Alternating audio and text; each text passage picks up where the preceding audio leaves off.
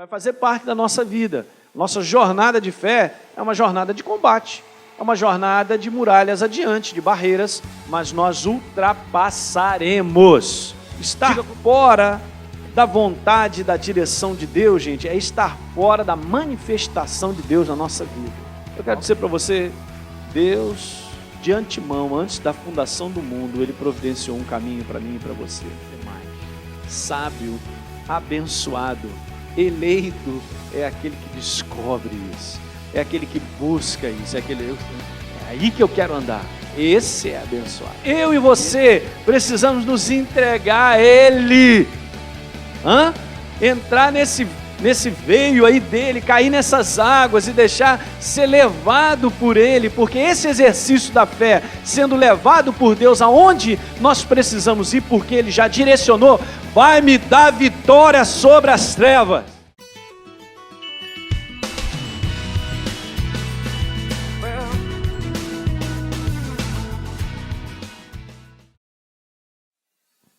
Eu quero te dizer, dando continuidade aqui ao que a gente vai falar, que não é porque existem barreiras que a nossa vida vai parar. Que alguém diga aleluia, ok?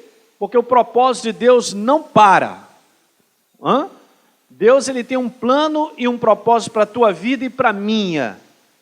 E se realmente eu encaixo nesse propósito, eu tenho essa visão, a minha vida não para. Veja, por mais barreira que o apóstolo Paulo tem enfrentado, o inimigo não deteu aquilo que ele precisava fazer. Porque ele declara, por exemplo, em 2 Timóteo, vai lá comigo, o seguinte, para o seu filho na fé Timóteo, 2 Timóteo, capítulo 4, ele diz assim, eu combati o bom combate. Veja, está escrito isso, capítulo 4, verso 7, claro, verso 7. Como? Como não poderia deixar de ser? Então está lá, 2 Timóteo 4, verso 7, combati, lê comigo, vamos ler, combati o bom combate, completei, guardei, então ele venceu, chegou lá, aleluia. Mas isso aqui, gente, vai fazer parte da nossa vida, nossa jornada de fé é uma jornada de combate, é uma jornada de muralhas adiante, de barreiras, mas nós ultrapassaremos. Diga comigo, eu vou ultrapassar todas as barreiras que estiverem na minha frente, em nome de Jesus. Aleluia. Amém, queridos? E a gente estava falando sobre isso. Veja, caminhar com Deus para vencer é estar preparado no espírito, para enfrentar as oposições das mais variadas formas. Se eu estou preparado, eu enfrento. Se eu não estou preparado, eu não consigo enfrentar. Aliás, eu não venço essa batalha. Então guarde isso, para que você se mantenha sempre preparado, consciente das situações que ficam na frente de cada um de nós, impedindo a nossa passagem, ou tentando impedir a nossa passagem, eu falei sobre isso. A primeira barreira que a gente falou aqui, quinta-feira passada, só para eu lembrar para aqueles que não estiveram aqui, foi justamente essa aí, a falta de um conhecimento revelado da palavra de Deus, da palavra iluminada no nosso coração. Isso aí que tem a ver, eu botei assim entre parênteses, com a ignorância espiritual. Por incrível que pareça, nós vivemos dias onde há tanto conhecimento de Deus sendo entregue na face da terra. Olha, realmente está sendo cumprido aquilo que está escrito no profeta Abacuque, que toda a terra se encheria do conhecimento da glória de Deus. Mas infelizmente também as pessoas estão negligenciando um conhecimento. E se eu negligencio esse conhecimento revelado, eu não fico de pé. Nós lemos aqui Mateus capítulo 13, na parábola do semeador, quando então Deus diz assim, olha, aqueles que não compreendem a palavra, o inimigo vai lá e o quê? Rouba a palavra.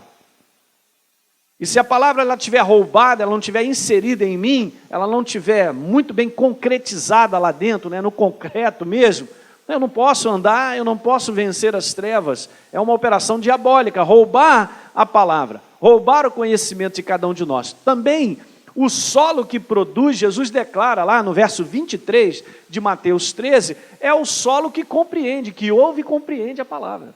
E está escrito lá que ele frutifica, nós falamos isso na última quinta-feira, tá certo? Então essa primeira barreira, se você não ouviu isso aí, depois você consegue um CD para você dar continuidade e pegar essa série aí que nós estamos falando sobre as barreiras da fé. Hoje, nós vamos falar sobre essa aí. A segunda barreira, que eu considero importante da gente analisar um pouquinho, é estar fora da vontade ou da direção de Deus. Pastor, essa possibilidade existe? Eu não digo que essa possibilidade existe, eu digo que essa é uma porta desse tamanho, que muitas vezes a gente nem percebe que a gente já entrou por ela.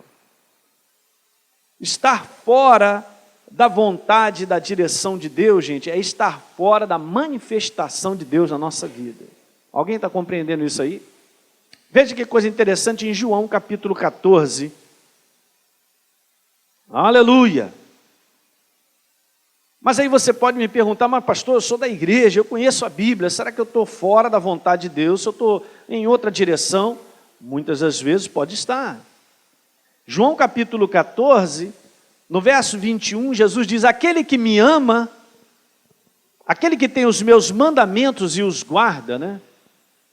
É isso que está escrito, João 14, 21.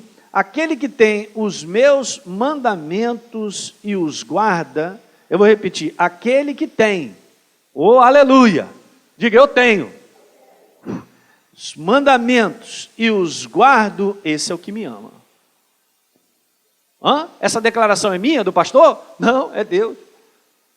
Então Deus olha para mim e olha para você, e Ele sabe que aquele que guarda a sua palavra e coloca em prática, Ele sabe, esse me ama. E aí o que vai acontecer? Esse me ama, e aquele que me ama será o que, gente? Amado por quem? Veja que coisa interessante. E eu também o amarei, e agora essa é a questão, e me manifestarei a ele. O que acontece numa boa parte da igreja do Senhor Jesus sobre a face da terra, é que a igreja tem a habitação do Deus vivo, mas não tem a manifestação do Deus vivo sempre com ele. Então as pessoas têm experimentado pouco da manifestação de Deus, porque alguma coisa está desincronizada, está fora de prumo, está fora de equilíbrio. E essa é um perigo, é uma barreira, muitas vezes que a pessoa nem percebe, mas ela está fora. Em alguma área da sua vida está fora. Em alguma situação ela ficou fora, ficou para trás, ela não está mais na direção que Deus aponta. Alguém está entendendo? Diga aleluia. Todo sentido, gente, de começar e terminar, né, qualquer coisa, seja um projeto, né, seja uma viagem, nós sabemos disso, até mesmo constituir família, trabalho, uma realização, um sonho, a gente tem que permanecer na direção certa, senão a gente não termina. Um exemplo mais chulo disso aí, você vai fazer uma viagem, se você não tiver a direção certa, você não chega lá. É verdade o que eu estou dizendo? E a possibilidade da gente errar? Claro que há, mas nós temos que checar, nós temos que ter essa percepção no nosso espírito, se nós já estamos fora em algum ponto, se nós deixamos de perceber a direção de Deus na nossa vida em alguma área, porque não podemos ficar distante da direção dele. Diga aleluia. Ouça o que eu quero te falar, Deus criou a direção para todas as coisas, para a própria edificação do homem. Tudo tem uma direção. Você sai de casa já direcionado no que você vai fazer. A gente não sai do nada. Não é verdade o que eu estou dizendo? Veja, se nós olharmos mais a naturalidade das coisas e da vida, nós vamos aprender verdades de Deus em cima disso à beça. Nós trabalhamos na base de uma direção. O seu trabalho, você tem uma direção, você faz algo com um propósito. Se você se perde no meio do seu trabalho, você não termina. Não é verdade o que eu estou dizendo? Então o homem, ele não vive sem uma direção a seguir. Não vive, não tem como. E Deus é um Deus de propósito. Uma vez que Ele tenha propósito para comigo, uma vez que Ele tem um início, um meio e um fim para com você e comigo, então tem uma direção a ser seguida. Aleluia! Isso aí está claro, eu estou trazendo esses fundamentos para você pegar aí no teu espírito a respeito disso. Tem uma direção. Deus criou, deixa eu colocar algumas frases para você ir vendo. Deus criou a fé para que eu e você, para que essa fé nos dirigisse aonde Deus aponta, na direção que Ele aponta. Por que Deus quer que eu exerça a fé? Simplesmente porque Ele quer? Não. Ele quer que eu exerça a fé em cima aonde Ele aponta, aonde Ele diz, o que Ele mostra. A Dani acabou de aqui nos louvores falar sobre as muralhas de Jericó. Eu pergunto a você, por que aquelas muralhas caíram? Elas caíram porque houve uma direção certa e uma direção mais do que precisa, e Josué ouviu a voz de Deus dizendo: Josué, você vai fazer exatamente assim. 7 dias vai rodear as muralhas, dando uma volta. No último dia, você vai dar 7 voltas, e na última volta, então, todo mundo vai tocar trombeta e todo mundo vai bradar. As muralhas caíram ou não? Você entende que o poder de Deus, a manifestação do poder de Deus, está ligada a uma direção, ao que Deus aponta, o que Ele fala? Diga amém. Então isso aí é para a gente perceber que eu não posso pegar e exercer uma fé do nada, onde eu quero, ou eu olho para lá e exerço fé. Não faça isso, nós temos que ser guiados, dirigidos por Deus. Ela não funciona fora do que Deus aponta, mas no que Deus me mostra, eu exerço. Diga glória. Veja comigo Êxodo, capítulo 23.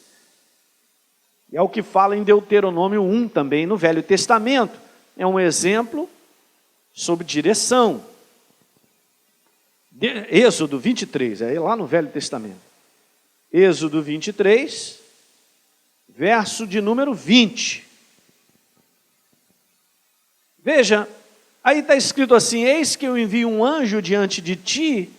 Isso aqui é a mesma coisa com a nossa vida, para que te guarde pelo caminho. Tem um caminho, sabia? Eu quero dizer para você, Deus, de antemão, antes da fundação do mundo, Ele providenciou um caminho para mim e para você. E eu vou te dizer mais: sábio, abençoado, eleito é aquele que descobre isso. É aquele que busca isso, é aí que eu quero andar. Esse é abençoado, esse é sábio. Tem um caminho, diz lá um caminho, e te leve ao lugar que tenho preparado. Olha, eu vou te dizer, em todas as áreas, Deus tem preparado algo maravilhoso para a nossa família. Diga amém. Deus tem preparado algo maravilhoso para o nosso trabalho, em termos de realização de trabalho. Deus tem preparado para nós saúde em abundância. Deus tem preparado para nós alegria, prazer, um futuro já preparado. Já tem tudo isso pronto. Eu e você precisamos nos entregar a Ele. Entrar nesse veio aí dele, cair nessas águas e deixar ser levado por Ele, porque esse exercício da fé, sendo levado por Deus aonde nós precisamos ir, porque Ele já direcionou, vai me dar vitória sobre as trevas, sobre o inferno, e as barreiras vão cair, como Jericó caiu, gente. Não é tremendo isso? Pensa um pouquinho, ninguém jogou pedrinha, não jogaram um torpedo. Não, torpedo é para água, né? Uma outra coisa aí, eu não sei o nome. Um foguete, eu sei lá o quê. Eles não estavam preparados na arte da guerra. Eu quero te falar que para vencer nesse mundo, não é a minha habilidade, não é o meu talento, não é o quanto eu sei, o quanto eu quero, é o quanto Deus quer. Aleluia! Se você se encaixa, se você se molda, se você começa a perceber a direção de Deus e o que Ele te pede para fazer, você vai vencer. Aleluia, estou animadaço. Só isso. E o que mais, pastor? A gente precisa fazer mais do que? Mais nada. Porque as muralhas, humanamente, não caem, mas sobrenaturalmente todas vão cair. Porque é Deus que vai fazer isso. Mas essa questão da instrução, de nós estarmos exatamente fazendo o que Deus pede, é fundamental. Deus levou o povo para passar por Jericó. Então entenda, de repente você está enfrentando muralhas ou barreiras, percebe que Deus está nisso. Eu não estou falando de nós estarmos na desobediência, hein? Vamos tirar esse detalhe de lado, né? Eu estou completamente fora do caminho, aí é mesmo que vai ter buraco em cima de buraco, né? Barreira em cima de barreira. Não, Estou falando de uma vida que anda com Deus, ter levar Deus a sério, está nesse caminho e tal. Se apresentar a muralha, ouça de Deus o que Ele quer que você faça e as coisas vão cair. Aleluia! Então veja aí que interessante, porque no próximo verso diz, guarda-te diante dele e ouve a sua voz. Eu quero te dizer que fé, gente, tem muito a ver com ouvir de Deus. Muito, muito. Não é simplesmente nós sermos um tagarela, ou fazermos declarações. Declarações são importantes, já estudamos sobre fé aqui, falando a necessidade de nós confessarmos verdade sobre a nossa vida, mas nós precisamos ouvir dele.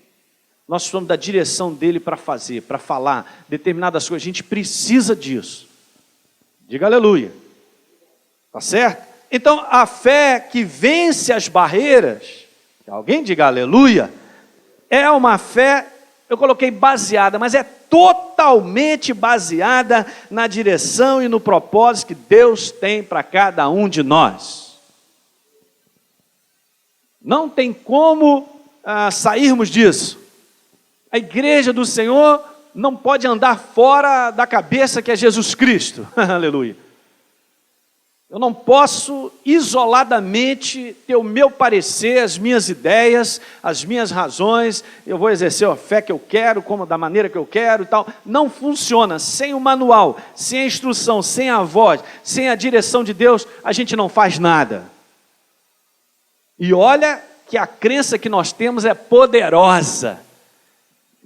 Poderosa para nos manter com saúde, para abençoar a nossa família, para nós progredirmos, para sermos abençoados no trabalho, para nada nos faltar, para providenciar um futuro. É poderosa.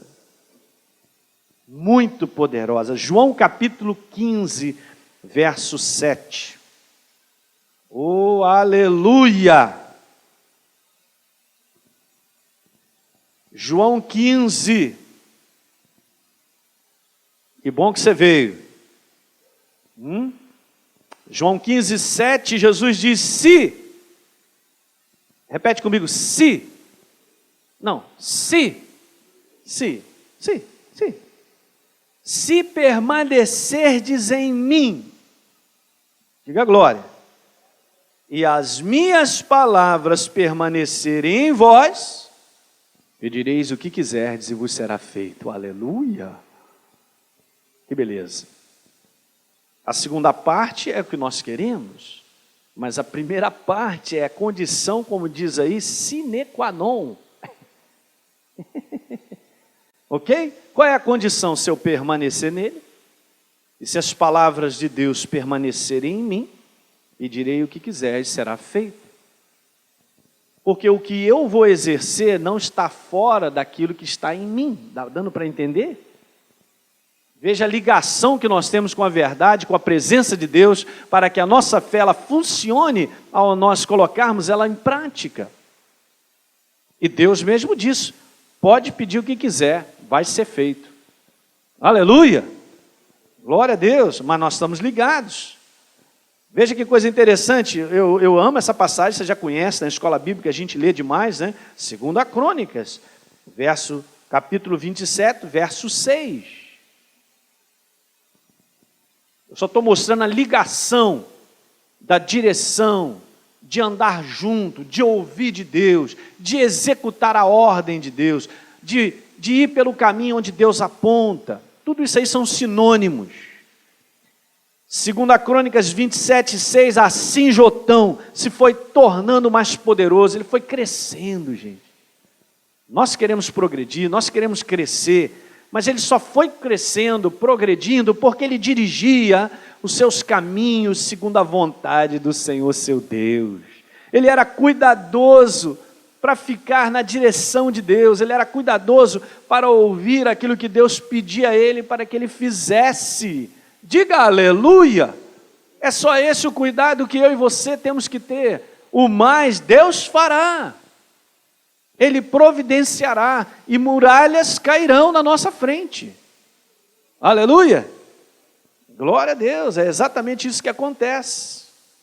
Então veja, o problema de muitas pessoas, eu estou colocando isso aí bem claro, e devagar para você entender isso aí, o problema de muitas pessoas é que elas querem operar em fé baseadas apenas num desejo pessoal.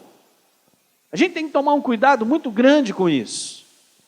Eu estava agora recentemente dando aula na escola bíblica lá na Barra, e uma pessoa veio conversar comigo, falando justamente se ela poderia interferir na vontade de uma pessoa, porque ela ia exercer fé diante de Deus para que a vontade de uma pessoa mudasse. Eu falei, cara, peraí, você está querendo algo que é complicado, não é bem assim não. Veja bem, você vai exercer numa situação sua, em relação a outra pessoa, você tem que encaixar as coisas dentro daquilo que Deus põe na sua frente. Está aqui, é possível, então está certo. Isso aqui não é possível, não trate de exercer fé, porque não vai funcionar. Então eu estava explicando para ele essa separação, a necessidade dele saber até onde ele pode ir. Então veja, gente, não é só o desejo. Desejo é bom, mas não faz nada na nossa vida, não constrói a nossa vida. Agora, uma coisa que a gente percebe, isso é claro, que o desejo nosso em relação a muitas coisas antes já tinha sido o desejo de Deus.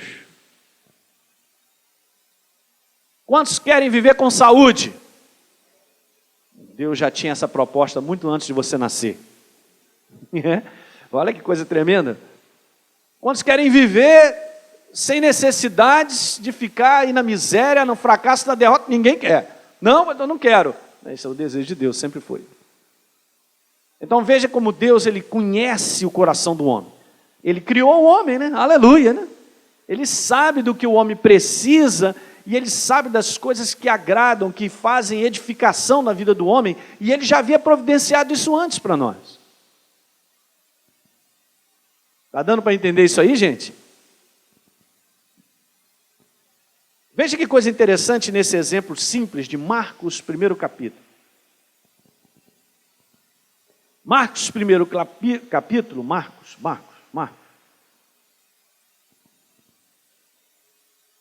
Veja o verso número 40. Aproximou-se de Jesus um leproso, rogando de joelhos, dizendo o seguinte: Senhor, olha só, se você quiser, você pode me purificar. Vamos segurar essa frase aqui para você guardar isso comigo. Talvez você já tenha ouvido isso. Talvez não, mas preste atenção, porque o segredo está nessa frase. O homem sabia que Jesus era poderoso. Deus é poderoso ou não? Todo mundo sabe, até lá fora. Você pergunta, Deus é poderoso? Amém. Não sabe nem que Deus serve, mas diz, é poderoso. Eu nunca vi alguém dizer assim, Deus não vale nada.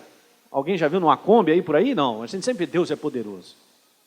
Não sei lá, qualquer coisa, mas nunca vi uma declaração fora essa. Porque se alguém acredita em qualquer Deus aí, aquele que ele acredita, esse é poderoso. Tá certo? Então Deus ele é, e é mesmo. Agora, a dificuldade desse homem era o seguinte, ele chegou perto para Jesus e disse assim, ó, rapaz, eu só não sei, porque eu estou aqui mal, todo quebrado, agora não sei se é seu desejo que eu ande com saúde. Porque o meu vontade é ser curado. Eu estou aqui de perto, eu vim te buscar, Jesus, porque é o seguinte, não aguento mais viver dessa maneira, porque olha, o meu caso não tem solução. Mais cedo ou mais tarde eu vou morrer. Eu vou viver todo completamente dilacerado. Já sou um leproso, fora da sociedade, não posso viver em comunidade, estou separado, não tenho direito a mais nada, não tenho SIC, CPF, isso aí tudo, identidade, não posso trabalhar, não vivo no convívio da família, é melhor ir embora, mas olha o seguinte, estou doido para ser curado, resolve minha solução, mas olha, eu não sei, você quer me curar? Aí o que Jesus diz? Quero, fica limpo. Isso aqui é só para provar como é que a nossa vontade se une à de Deus, né? Maior parte daquilo que é gerado no nosso coração também está no coração de Deus. Veja Jeremias capítulo 29, no verso 11, outra passagem conhecida, onde lá está escrito o seguinte: eu é que sei, diz Deus, que pensamentos tenho a vosso respeito. Que pensamentos que Deus tem? Só para me quebrar? Não. Pensamentos de paz e não de mal, para vos dar o fim que desejais. Eu quero viver bem em família, é o desejo de Deus. Eu quero progredir na minha vida, é o desejo de Deus. Eu quero trabalhar em paz, é o desejo de Deus. Eu quero andar com saúde, é o desejo de Deus. Então há uma vontade comum, gente, muito grande. Veja uma outra passagem, eu quero ler algumas para te mostrar nessa noite essa ligação. Não tem como executarmos uma fé, exercermos uma fé longe daquilo que Deus expressa na sua verdade. 1 Pedro 2, verso 9, outra passagem conhecida. E diz lá assim: vós, porém, somos raça eleita. Não é a raça rubro-negra, é a raça eleita. Vós, porém, sois raça eleita, sacerdócio real. Nação o quê? É povo de propriedade o quê, gente? Nossa, você pertence a Ele, aleluia. Com que finalidade? A fim de proclamardes as virtudes daquele que vos chamou das trevas para a sua maravilhosa luz. Eu só quero te mostrar com essa passagem que a pergunta é o seguinte: nós somos raça eleita para que Deus cumpra o nosso propósito e desejo? Bom, muito bom, gostei. Um não aqui, por favor, um não ali também. Não. Nós somos raça eleita para que Deus cumpra o quê? O propósito dele. Se eu não entro no propósito dele, eu não posso exercer fé.